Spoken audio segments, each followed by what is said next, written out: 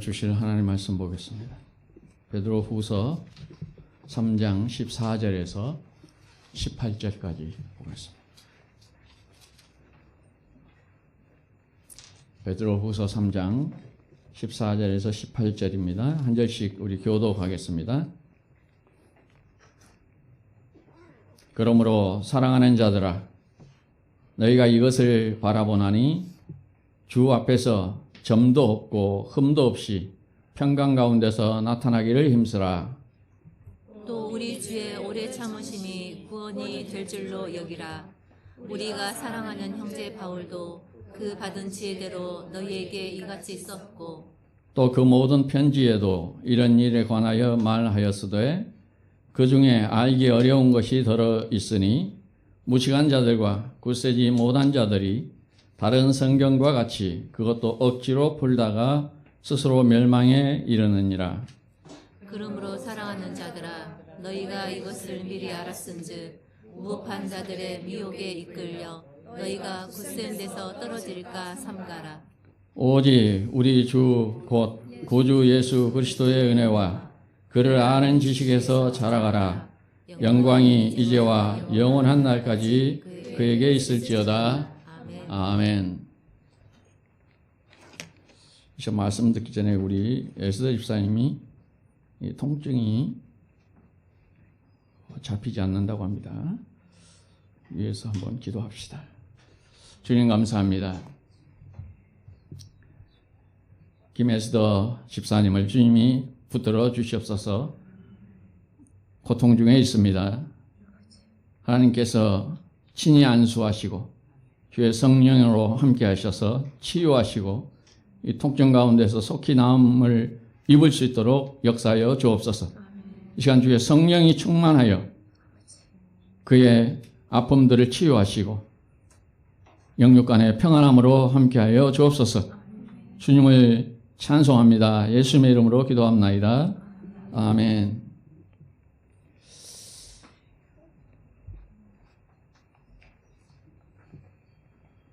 지난주에 우리가 들었던 말씀을 잠깐 짚고 갑니다. 주의 재림과 심판에 관해서 세상 끝날에 이 세상이 모두 불태워질 것에 대해서 말씀을 드렸습니다.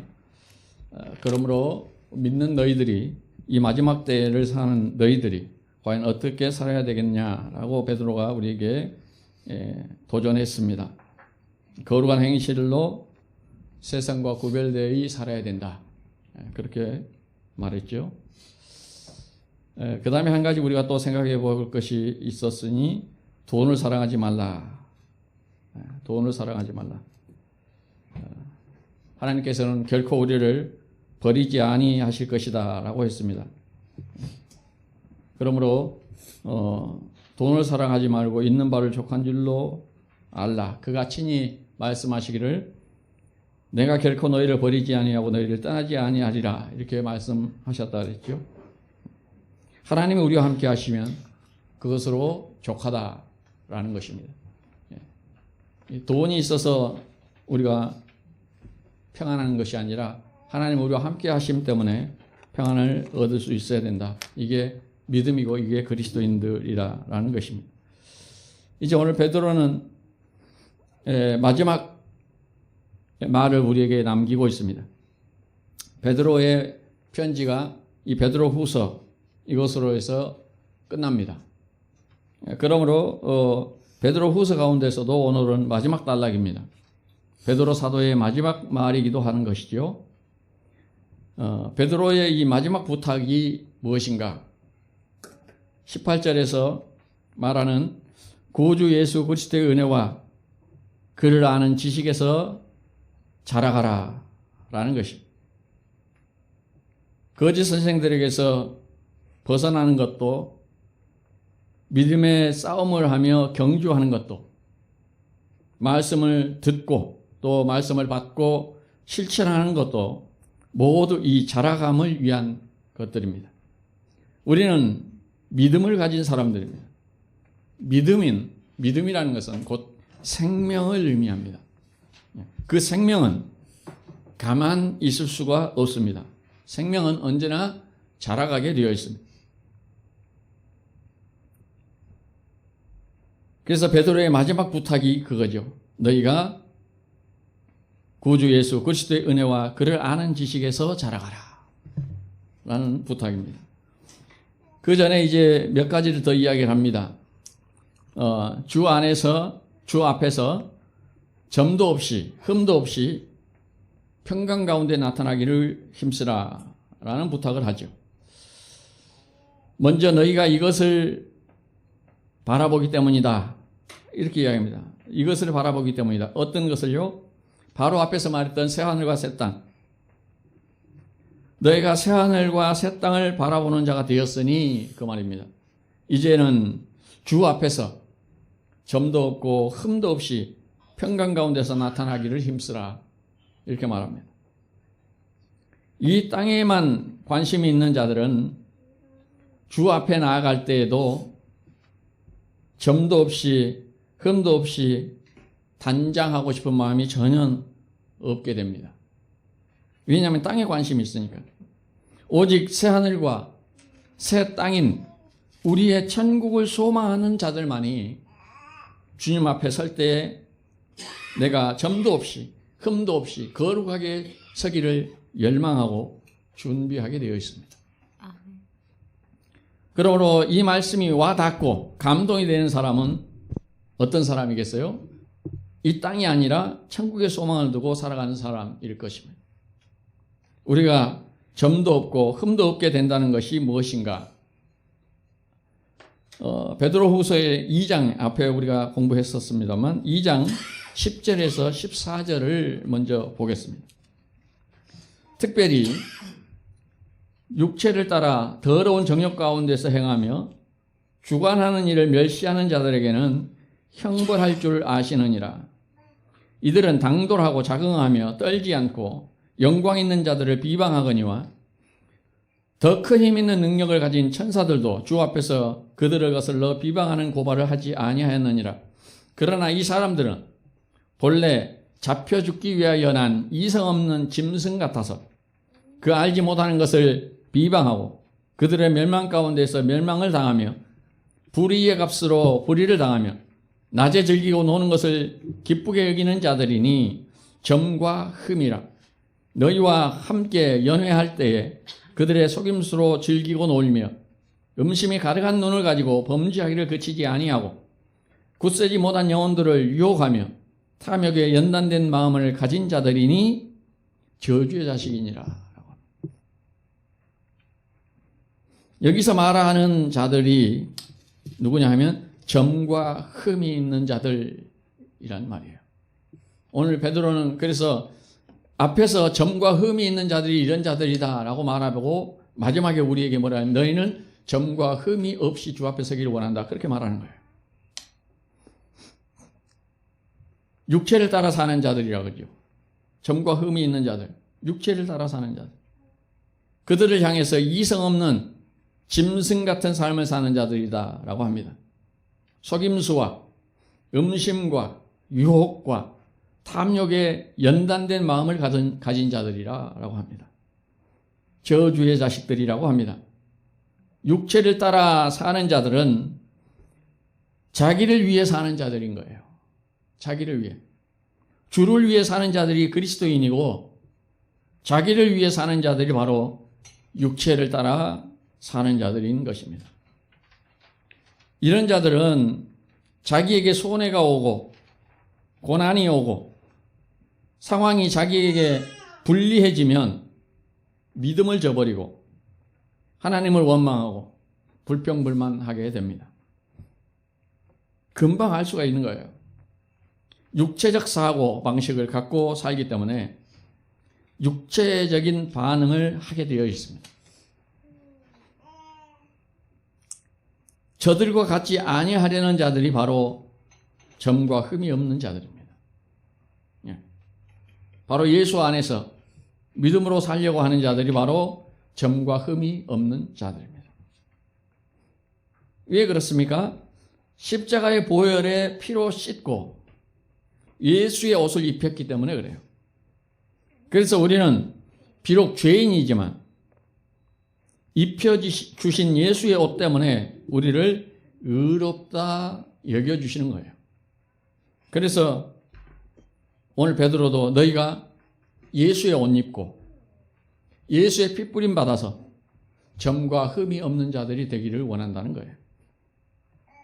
그러므로 주님의 재림의 날에 우리가 점과 흠이 없이 나아가기를 원한다면 예수의 옷을 입고 있어야 한다는 것입니다.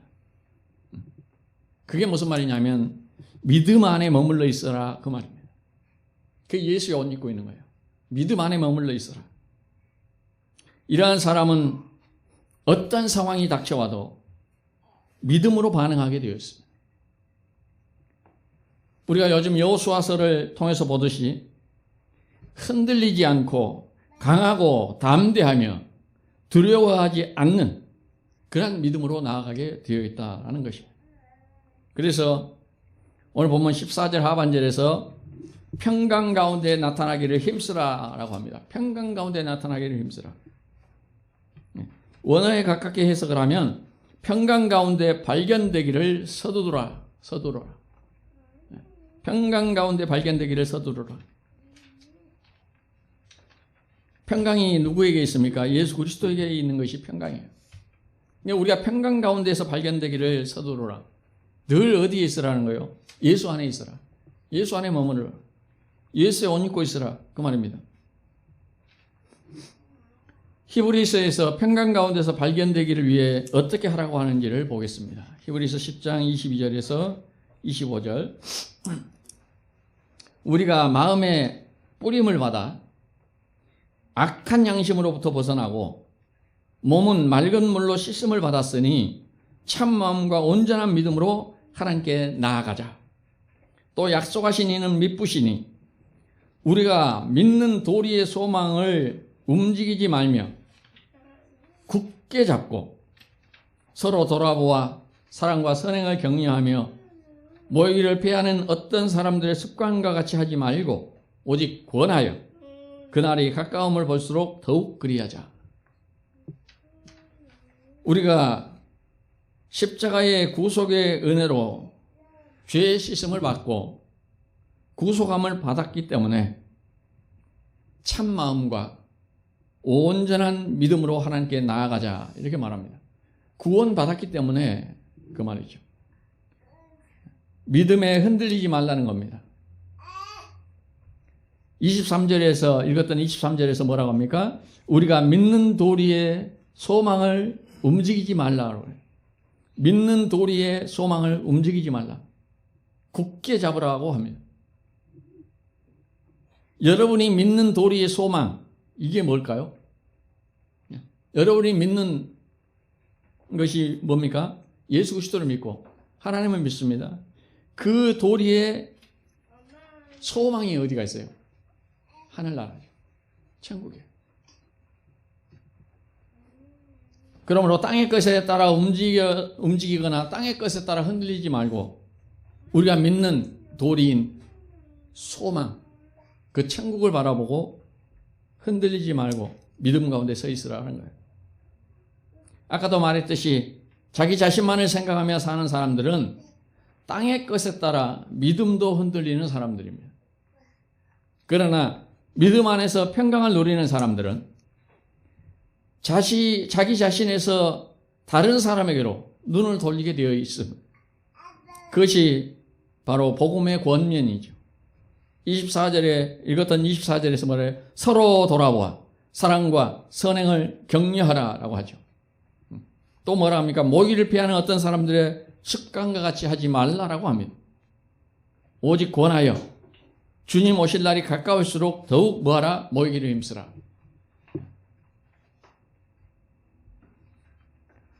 모여서 말씀 듣고 기도하고 찬송하는 겁니다. 왜냐하면 이것이야말로 신앙생활의 가장 기본 중에 기본이기 때문에 그래요. 그래서 모이기를 힘쓰라는 거예요. 사도행전 2장 41절에서 42절에 보세요. 그 말을 받은 사람들은 세례를 받음에 이날에 신도의 수가 3,000이나 더하더라. 그들이 사도의 가르침을 받아 서로 교제하고 떡을 떼며 오로지 기도하기를 힘쓰니라. 사도행전에 나오는 성령의 강림의 역사입니다. 성령이 강림하시고 제자들을 통하여서 복음을 증거하게 하시면서 이제 교회를 만드십니다. 그때 세례받은 사람들이 뭘 하는가? 사도의 가르침을 받습니다. 사도의 가르침을 받아요. 그리고 서로 교제하고 떡을 뗍니다. 식탁 교제가 이루어진 거예요. 식탁 교제가 이루어진다는 것은 매우 가까운 사이가 됐다라는 그런 의미입니다. 즉 식구가 됐다는 의미예요. 그리고 그들이 모여서 뭐합니까? 기도하기를 힘씁니다. 성령이 오셔서 하시는 일은 뭐냐?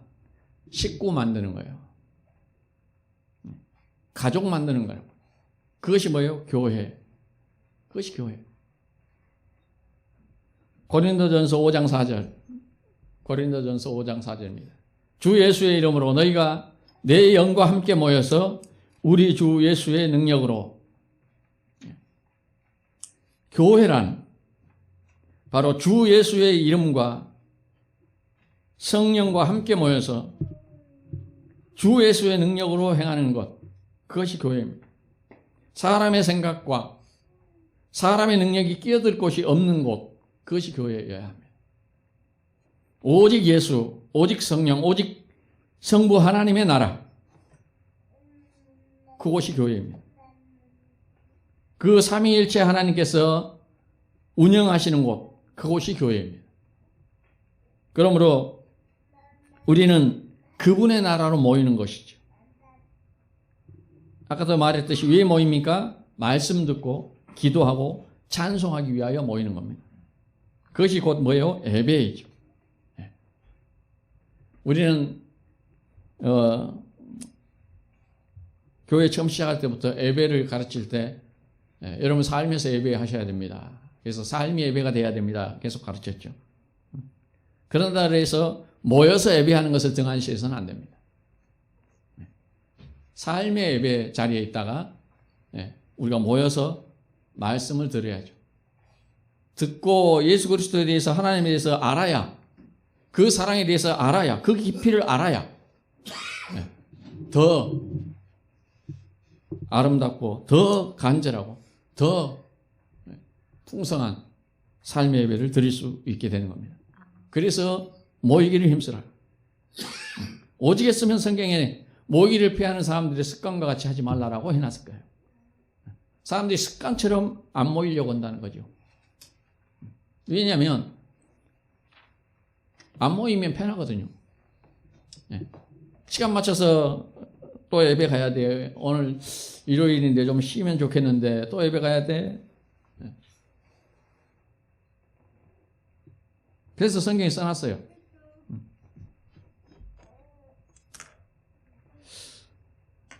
바울도 본문 15절에서 이와 같이 썼다라고 하는데 보세요. 3장 베드로후서 3장 15절.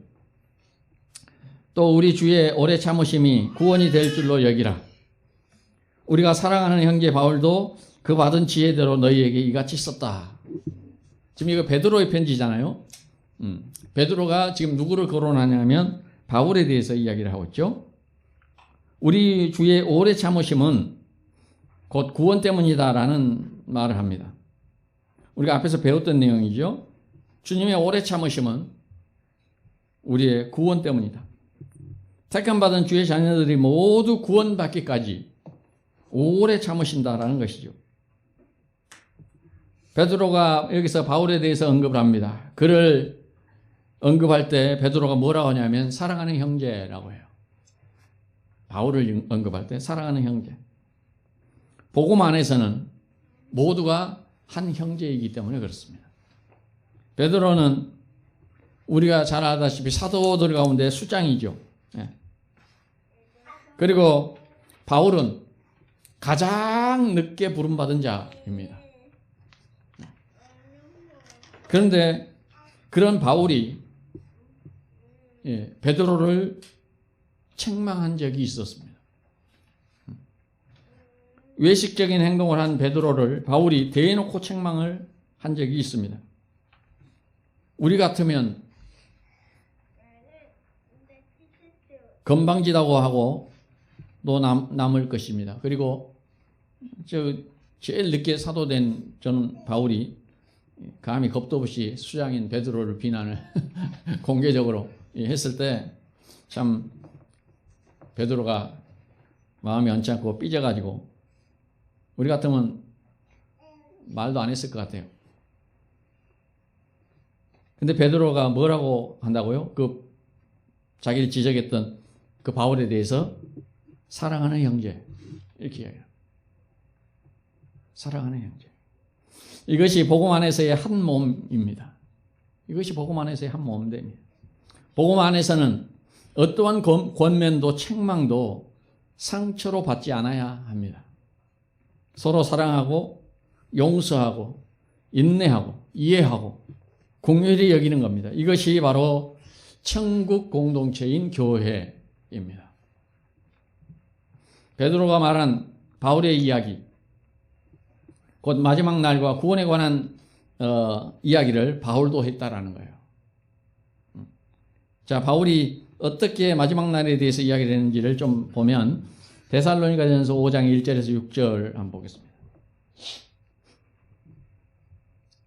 형제들아, 때와 시기에 관하여는 너희에게 쓸 것이 없음은 주의 날이 밤에 도둑같이 이를 줄을 너희 자신이 자세히 알기 때문이라.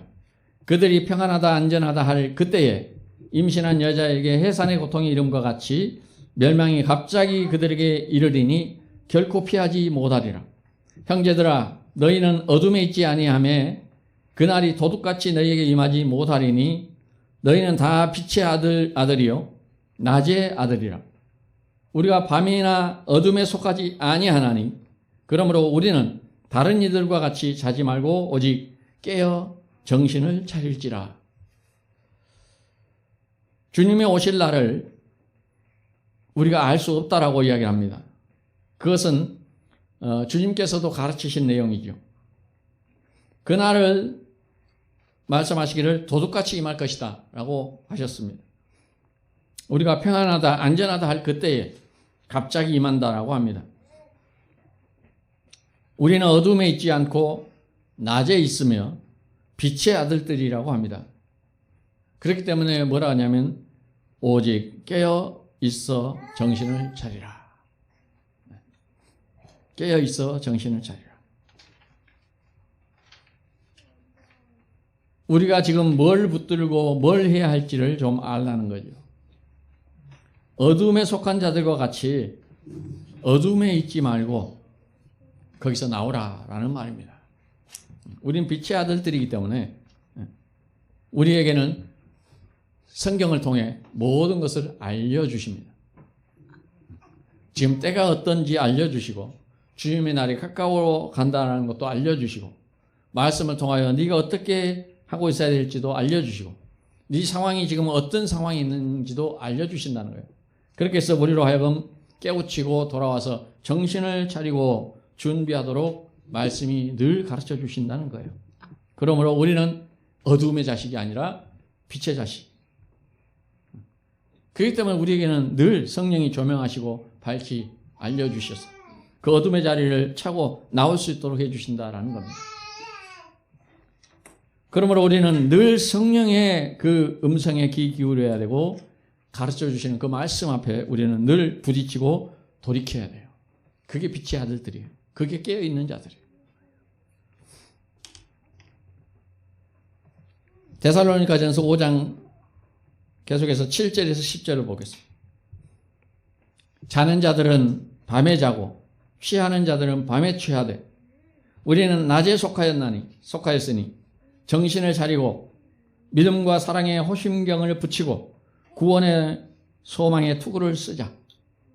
하나님이 우리를 세우심은 노하심에 이르게 하심이 아니요 오직 우리 주 예수 그리스도로 말미암아 구원을 받게 하심이라. 예수께서 우리를 위하여 죽으사 우리로 하여금 깨어 있든지 자든지 자기와 함께 살게 하려 하셨느니라. 믿음과 사랑과 소망을 말하고 있습니다. 이 믿음과 사랑과 소망의 끝이 뭐냐면 구원이라는 거예요. 구원. 여러분을 부르시고 말씀을 듣게 하심도 모두 뭐 하기 위하여 구원받게 하려는 것이다. 그러므로 우리가 항상 예수와 함께 살기를 원한다는 것이 주의 뜻이라는 거예요. 예수를 위하여 주고사, 예수께서 우리를 위하여 주고사 우리로 하여금 깨어 있든지 자든지 자기와 함께 살게 하려는 것이다. 예수님 십자가 죽으심이 그 목적이 뭐라고요? 우리를 자기와 함께 살게 하려는 거다. 예수와 함께 살기를 열망하시고 예수와 함께 살기를 기뻐하셔야 돼요. 세상 험난한 세상입니다. 여러분 어떻게 사시렵니까? 누구를 믿고 누구를 의지하고 살려고 하시나요? 예수 믿고 예수 의지하고 사셔야죠. 사람, 돈 이거 잠시 잠깐 위로가 될 수는 있지만 여러분이 최악의 상황에 처해 있을 때 그것들도 여러분을 위로하지 못합니다. 마지막 죽음의 앞에 서면 여러분이 붙들 수 있는 게 과연 뭐예요? 예수밖에 없어요. 주님 붙들어야죠. 주님만이 우리의 소망입니다. 그러므로 항상 우리가 예수와 함께 살기를 원하셔야 됩니다. 그것이 주의 뜻입니다. 그걸 위해 주님이 십자가에 죽으신 거예요. 베드로의 염려 가운데 하나는 사람들이 바울의 여러 편지를 잘 이해하지 못하여서 잘못 풀고 또 억지로 풀다가 멸망에 이르기도 한다라는 거예요. 이 염려는 당시 베드로 후서를 썼던 그 당시뿐만 아니라 약 2000년이 지난 지금까지도 오늘날까지도 이 문제는 계속 이어지고 있습니다. 복음과 율법의 문제들에 관해서 오늘날까지도 이해를 못하고 억지로 풀다가 스스로 멸망에 이르는 자들이 교회 안에 허다합니다.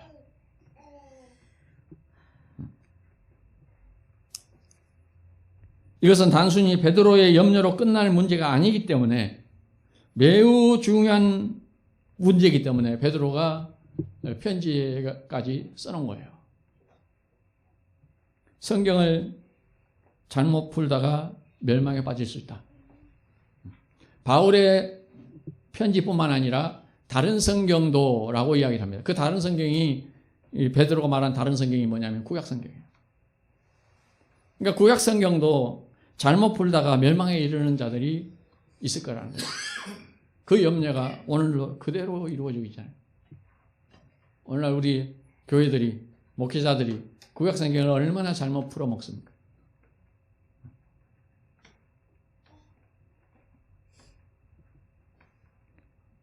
잘못 가르쳐서 멸망의 자리에 이르게 할 수 있기 때문에 이건 매우 중요한 문제인 것입니다.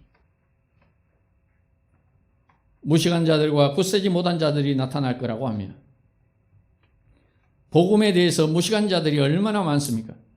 그래서 아직도 율법을 벗어나지 못하고 율법의 완성을 헤아리지 못하여서 율법을 지켜야 구원 얻고 의로워질 수 있다라고 가르치는 그런 경우들이 얼마나 많은지 모릅니다. 율법을 지켜서 구원받고 율법을 지켜서 의로워질 수 있다. 잘못된 가르침이죠. 또 반대급부는 또 뭡니까?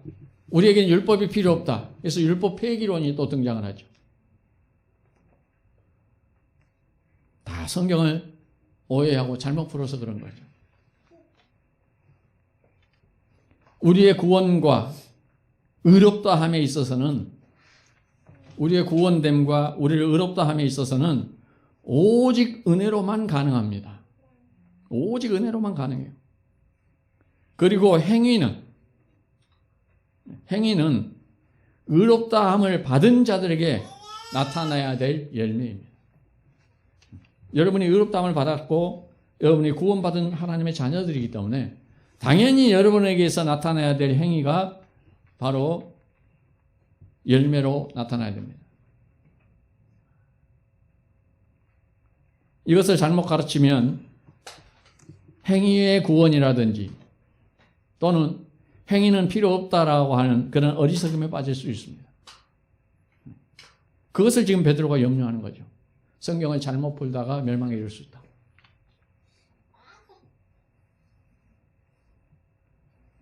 또 한 가지, 굳세지 못한 자들이 성경을 잘못 봅니다.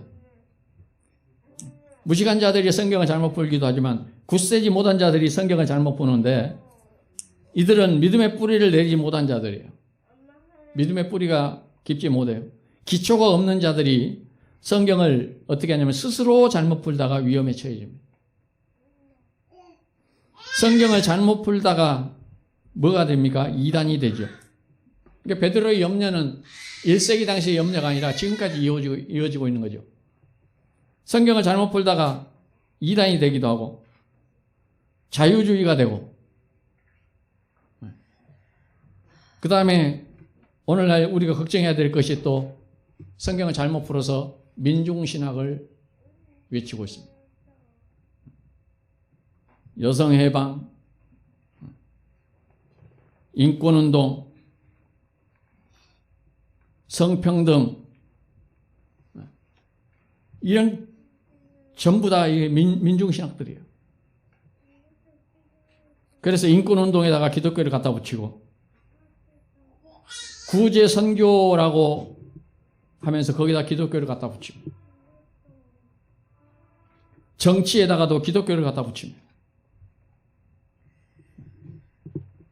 성소수자를 위한다고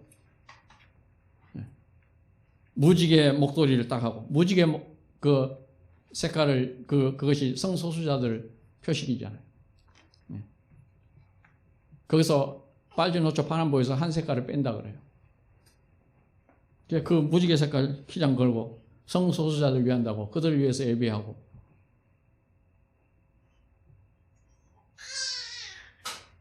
거기다 기독교를 갖다 붙입니다. 이런 황당한 일들이 벌어지고 있습니다. 이것이 바로 베드로가 염려했던 무식한 자들과 굳세지 못한 자들이 성경을 잘못 푸는 그 결과로 오늘까지 이어지고 있고, 이것은 아마 주님 오실 때까지 계속될 겁니다. 이런 일들이 계속될 거예요. 뿐만 아니라 우리가 여러 번 겪었지만 큰 사건을 통해서 사상자가 많이 발생하면 거기에 기독교가 등장을 하여서 추모 예배를 합니다.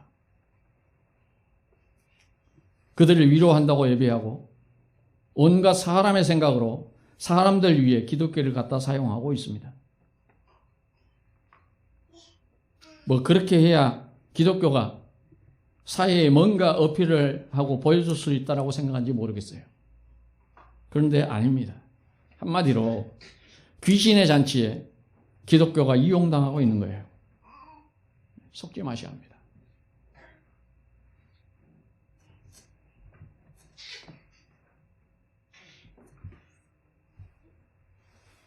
베드로가 하는 염려가 바로 이런 것들이에요. 베드로가 하는 염려가 바로 이런 것들이에요. 그래서 이렇게 권합니다. 베드로후서 3장 17절. 그러므로 사랑하는 자들아, 너희가 이것을 미리 알았은즉 무법한 자들의 미혹에 이끌려 너희가 굳센 데서 떨어질까 삼가하라.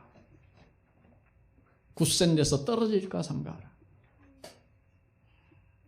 이런 잘못된 신앙이 바로 무법한 자들의 행태라는 거예요. 그러므로 그런 미혹에 빠지지 말라라고 경고합니다.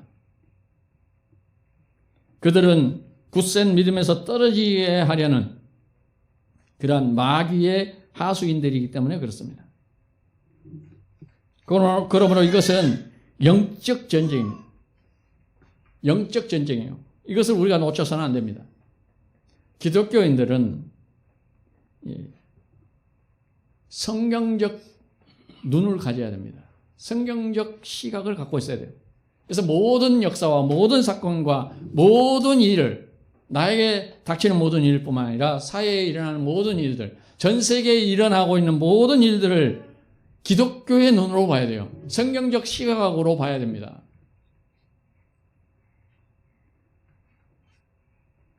그러면 흔들리지 않을 수가 있어요. 세상이 아무리 뒤집어져도 흔들리지 않을 수 있어요.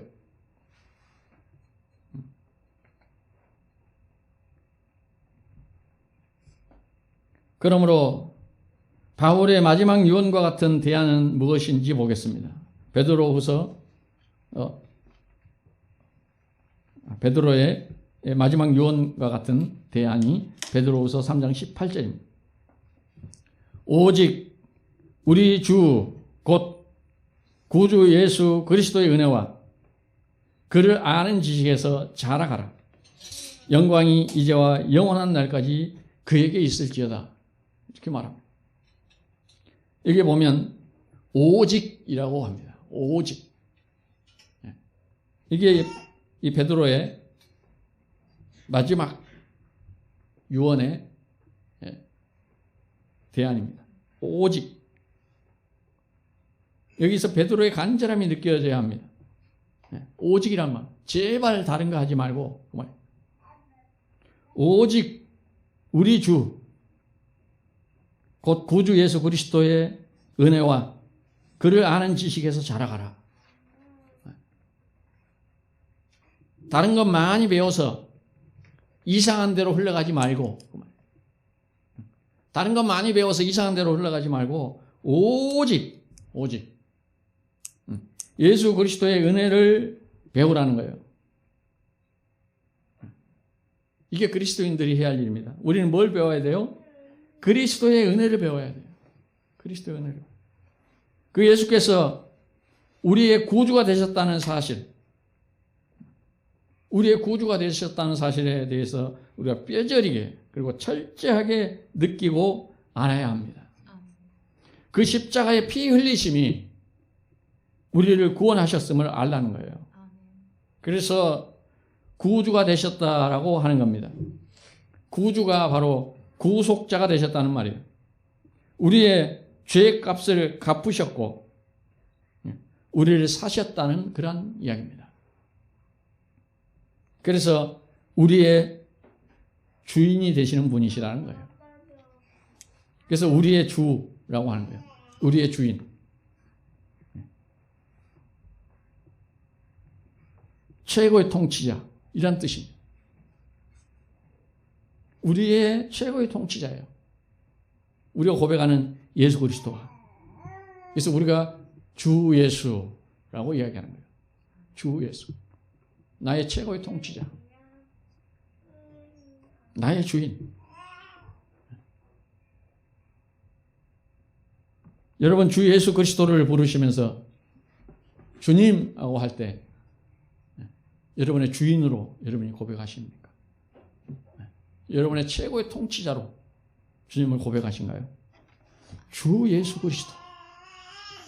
어마어마한 뜻입니다. 이게 나의 주인이신, 나의 최고의 통치자이신 구원자 그리스도, 기름 부으신 분. 그 예수를 바로 아는 지식에서 자라가라라고 합니다. 그 예수를 바로 아는 지식에서 자라가라. 그를 아는 지식에서만 자라라는 뜻이에요.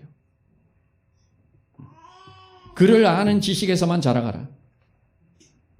예수를 아는 지식에서 자라지 않으면 사람의 지식으로 자라면 어떻게 됩니까? 교만합니다. 그리고 아무 도움이 안 돼요, 신앙에. 교회에도 도움이 안 됩니다. 사람의 지식으로 자라가면 교회에 문제만 일으켜요. 우리가 잘해야 될 것은 어디다? 예수 그리스도를 아는 그 지식 안에서만 자라야 돼요.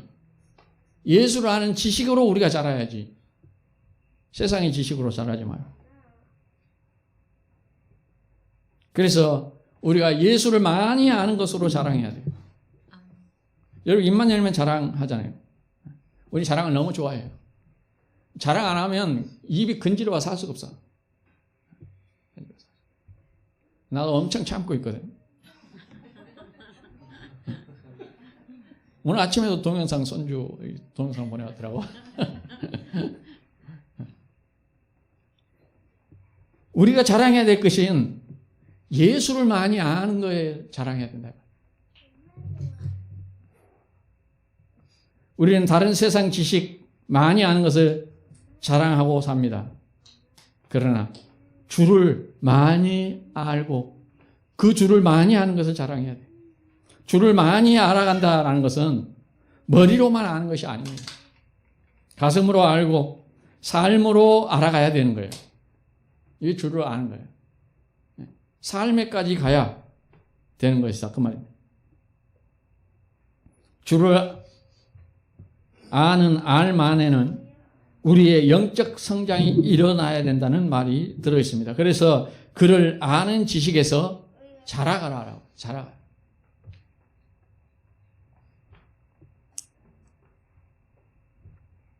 왜 우리가 예수를 알아야 되고 그 예수 안에서만 자라가야 되는가? 사람의 것을 쫙 빼라는 거예요. 사람의 것을 쫙 빼라. 왜냐하면 오직 그에게만 영광이 있을 것이기 때문이다. 베드로 마지막 말이에요. 오직 그에게만 영광이 있을 것이기 때문이다. 오직 예수만이 영광을 받으실 수 있기 때문이에요. 그의 영광이 우리에게가 아니라 우리는 그렇게 많이들 생각하잖아요. 하나님의 영광이 우리에게 나타나기를 원하죠. 그의 영광이 나에게 나타나기를 원하죠. 근데 성경은 그렇게 말하지 않습니다. 오직 그에게만 영광이에요. 오직 그에게만 영광이에요. 오직 예수에게만 영광이 있어요. 그 영광을 우리가 바라볼 뿐이죠. 그리고 맞습니다. 주님만이 영광을 받으셔야 됩니다. 하고 박수 치는 거예요. 주님만이 영광을 받으시옵소서 하고 손을 드는 거예요. 우리에게는 영광이 없어요. 받을 영광도 없어요. 오직 영광은 누구만 받으셔야 돼요? 주님만 받으셔야 돼요. 그 말이에요. 오직 그에게만 영광이 있을 겁니다. 그래서 우리가 누구를 알아야 돼요? 예수를 그래서 알아가야 돼요. 영광 받으실 분은 오직 예수 그리스도이기 때문에 그분만이 영광을 받으시기 때문에 우리가 그분을 알아가야 된다. 그 말이에요. 그래서 예수를 아는 그 지식에서 자라가라 라고 하는 거예요. 예수를 아는 그 지식에서 자라가라. 예수를 아는 지식이 늘어나면 늘어날수록 우리의 믿음이 어떻게 된다? 자라가게 되어 있다. 그 말입니다. 그래서 우리가 해야 될 것은 뭐예요? 예수를 알아가야 돼요. 예수를 알아가야 돼. 그러면 여러분이 자연적으로 믿음이 성장하게 되어 있어요. 그래서 예수를 알려고 노력해야 돼.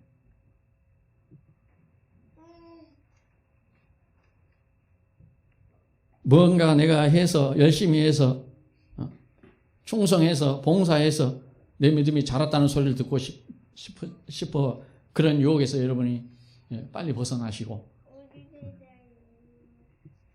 뭘 해야 된다고? 첫 번째 해야 될 일이 예수를 알아요. 예수를 알면 알수록 자기도 모르게 삶이 나와요. 자기도 모르게 삶이 나와요.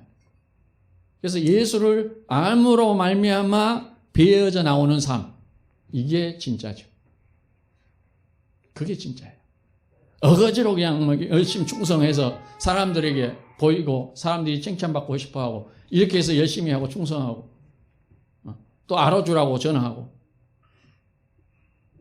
그거 말고 예수를 알아가면 예수의 그 은혜를 알아가면 예수의 그 깊은 사랑을 알면 그냥 겸손해지고 그냥 감사가 되어지고 그냥 찬송이 되어지고 그냥 헌신이 되어지는 거예요.